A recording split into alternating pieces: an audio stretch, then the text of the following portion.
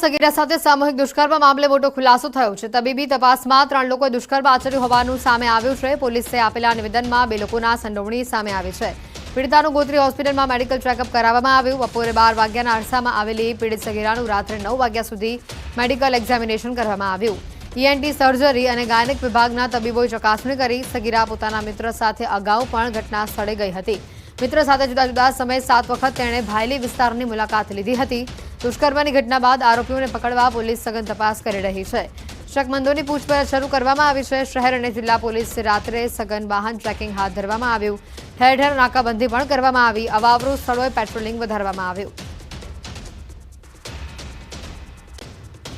મોટી સફળતા હાથ લાગી છે। 1814 કરોડથી વધુનું 907 કિલો એમડી ડ્રગ્સ ઝડપાયું છે। દિલ્હી અને ભોપાલમાં દરોડા પાડવામાં આવ્યા। ગુજરાત એટીએસ અને એનસીબીનું આ સંયુક્ત કામગીરી સામે આવી। ડ્રગની ફેક્ટરી પડાવવામાં આવી હતી। છેલ્લા 6 થી 7 મહિનાથી શેડ ભાડે રાખવામાં આવ્યો હતો। આરોપી આ પહેલા પણ ડ્રગ્સના કેસમાં 5 વર્ષ જેલમાં જઈ ચૂક્યો છે। ડ્રગ્સ ફેક્ટરી પકડવામાં આવી છે। મોટી ઘટના અહીંયા સામે આવી છે। ગુજરાત એટીએસ અને એનસીબીનું આ સંયુક્ત કામગીરી સામે આવી। આરોપી આ પહેલા પણ ડ્રગ્સના કેસમાં જેલમાં જઈ ચૂક્યો છે અને ફરી એકવાર આ મોટી સફળતા હાથ લાગી છે। 1814 કરોડનું એમડી ડ્રગ્સ પકડાયું છે। 907 કિલો જથ્થો કુલ પકડાયો છે। 907 કેજી એમડી ત્યાંથી અમે પકડ્યો છે, જેની આંતરરાષ્ટ્રીય બજારમાં કિંમત લગભગ 1814 કરોડ રૂપિયા થાય છે। એ બંને આરોપીઓની જ્યારે પૂછપરછ કરવામાં આવી તો જે સનિયાલ બાને છે એ 2017માં 1 કિલો એમડીના કેસમાં પહેલાં પણ પકડાવેલો આરોપી છે અને એમાં એના 5 વર્ષ એ જેલમાં કાઢ્યો છે।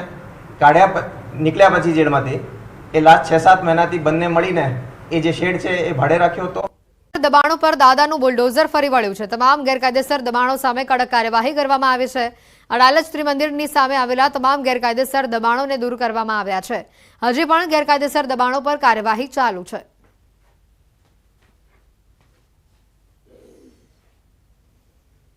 સોમનાથમાં છેલ્લા કેટલાક દિવસથી ડિમોલિશનની કામગીરી ચાલી રહી છે। ગેરકાયદેસર બાંધકામો સામે તંત્રએ કડક કાર્યવાહી કરી છે।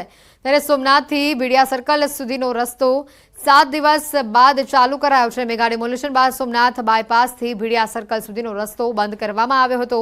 આ રસ્તા પર જીઆઈડીસી વિસ્તારમાં 150 જેટલી ફિશ એક્સપર્ટની કંપનીઓ આવેલી છે। વાહન ચાલકોને વેરાવળ જવા માટે ફરીને જવું પડતું હતું, જેને કારણે ભારે હાલાકી પડી રહી હતી। 7 દિવસ બાદ આજે સોમનાથ પ્રભાસ પાટણથી રસ્તો ખુલ્લો મુકાતા રાહદારીઓએ રાહત અનુભવી છે। सांसद मनसुख वसावाए नेत्रंगना टीडीओ मामलतदारनो उधड़ो लीधो। सेवा सेतु कार्यक्रम में उपस्थित न रहता वसावा लाल गुम थया। टीडीओ मामलतदार गैरहाजर रहता वसावा अकड़ाया हता। वसावाए कह્યું કે मामलतदार टीडीओ ने गरीबोनी चिंता नहीं के शुं? मामलतदार टीडीओ ने गरीबोनी चिंता नहीं तेवा वसावाए प्रहार कर्या छे। नर्मदाना सांसद मनसुख वसावाए उधड़ो लीधो।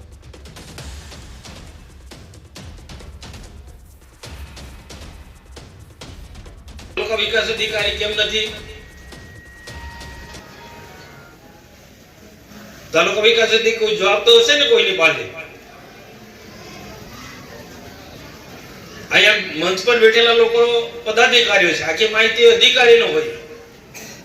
एमां मेन अधिकारी नथी। सेवा सेतुनो आटलो मोटो कार्यक्रम ने तालुका विकास अधिकारी नथी, मामलतदार केम नहीं? अहींया सेवा सेतु में प्रांत अधिकारी पण होय ने, सेवा सेतु में प्रांत अधिकारी पण होय ने। आज प्रांत अधिकारी पण नहीं। सरकारनो आटलो मोटो कार्यक्रम, राज्य सरकार गरीबों माटे खूब चिंता करे छे। ना नेत्रंग तालुकाना टीडीओ के पछी मामलतदार के आ विभागना प्रांत अधिकारी ने कोई गरीबोनी चिंता नहीं एवुं लागे छे।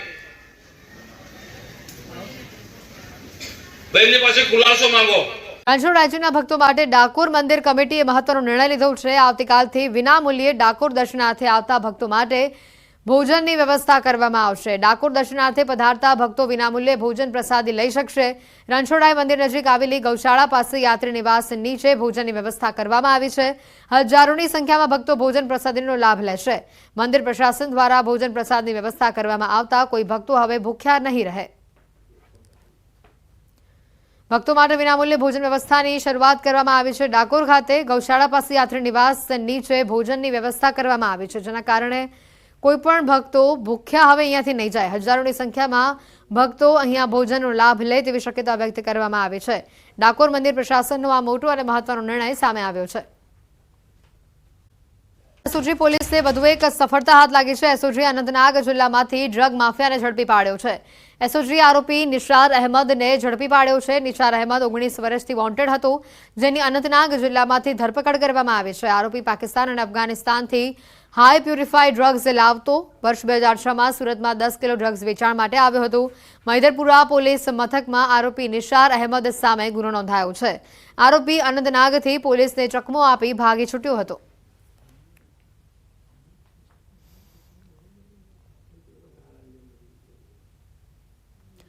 ઘટના જે રીતની સામે આવી છે, આરોપી નિશાર અહેમદ 19 વર્ષથી વોન્ટેડ તેને જાહેર કરવામાં આવ્યું છે. વર્ષ 2006માં સુરતમાં ડ્રગ્સ વહેંચવા આપ્યું હતું અને આ ડ્રગ્સ 10 કરોડથી વધુની કિંમતનું હોવાનું સામે આવ્યું છે. મધરપુરા પોલીસે હાલ આ સમગ્ર મામલે ગુનો નોંધ્યો છે અને તપાસ કરી રહી છે. સુરત એસઓજીને હાથે આ વધુ એક સફળતા હાથ લાગી. 19 વર્ષથી જે આરોપી વોન્ટેડ હતો તેને આખરે પકડી લેવામાં આવ્યો છે. આરોપી નિશાર અહેમદ 19 વર્ષથી ફરાર હતો, જેને આખરે સુરત એસઓજીએ ઝડપી લીધો છે. રાજ્યમાં વધુ એક લંપટ શિક્ષકની કરતૂત સામે આવી છે. સુરતના માંડવી તાલુકાની એક આશ્રમની શાળાના સગીરા સાથે શારીરિક અડપલા કરવામાં આવ્યા. આશ્રમ શાળાના આચાર્યએ જ આ શારીરિક અડપલા કર્યા હોવાનું સામે આવ્યું છે. અગાઉ પણ સગીરા સાથે શારીરિક અડપલા કર્યા હોવાનું સામે આવ્યું. આ બનાવના પગલે માંડવી પોલીસ આશ્રમ શાળા ખાતે પહોંચી. શાળાનો લંપટ આચાર્ય પણ આશ્રમ શાળામાં જ રહેતો હતો. પિતા માટે આ દાખલારૂપ કિસ્સો છે. મહેસાણાની 10 વર્ષની બાળકીને સલામ છે. બાળકીએ હિંમત દાખવીને બદ ઇરાદાથી તેનો બચાવ થયો. આરોપીએ 10 વર્ષની બાળકીનું અપહરણ કર્યું હતું. આઈસ્ક્રીમની લાલચ આપી બાઇક ઉપર અપહરણ કર્યું. બાળકીને શંકા જતા અભ્યતને સવાલો કર્યા હતા. અભ્યતે બાઇક ઊભું ન રાખતા બાળકી ચાલુ બાઇક પરથી કૂદી પડી હતી. જોકે આ બનાવમાં તેના ચહેરા પર ઈજાઓ પહોંચી હતી, પરંતુ તે અભ્યતના ચુંગલમાંથી છૂટી ગઈ.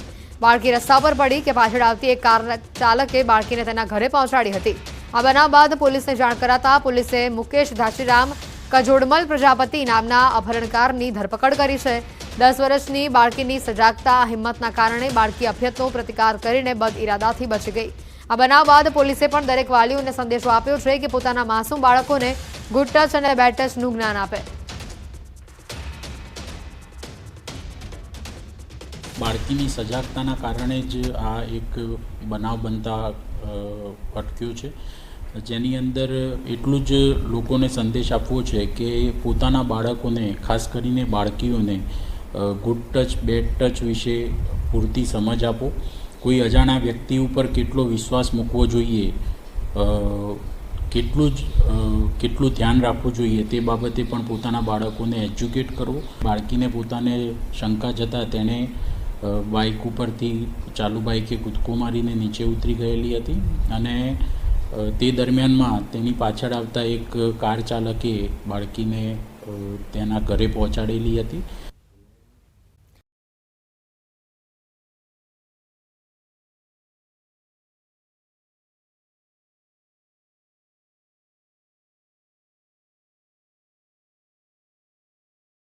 સનાતન ધર્મ સમિતિના જ્યોતિનાથ મહારાજે કહ્યું છે કે આયોજકો સામે કાયદાકીય પ્રક્રિયા હાથ ધરવી જોઈએ. આવા બેજવાબદારીપૂર્વક આયોજનો ન કરવા જોઈએ.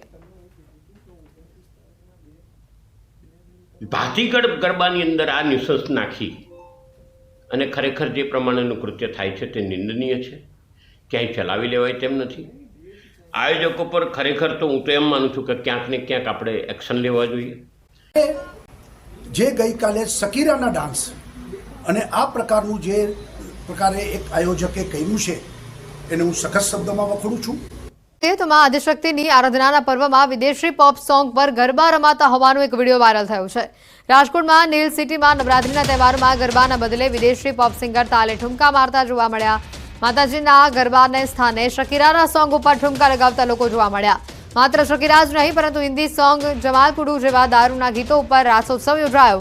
વધુ આશ્ચર્યની વાત તો એ હતી કે ન ફક્ત ગીતો, પરંતુ શકીરાના ગીતોના વિડીયો હિન્દી ફિલ્મના દારૂના ગીતોના વિડીયો પર ખેલૈયાઓ રમવા માટે મજબૂર કરવામાં આવ્યા હતા. સવાલ થઈ રહ્યો છે કે ગુજરાતની ગરિમા સમાન ગરબા અને મા આદિશક્તિની આરાધનાના પર્વમાં આવા કૃત્ય કેમ? આ મામલે રાજ્યના પૂર્વ મુખ્યમંત્રી વિજય રૂપાણીનું નિવેદન સામે આવ્યું છે. તેમણે ટાંક્યું છે કે જે ઘટના બની છે તેને હું સખત શબ્દોમાં વખોડી કાઢું છું.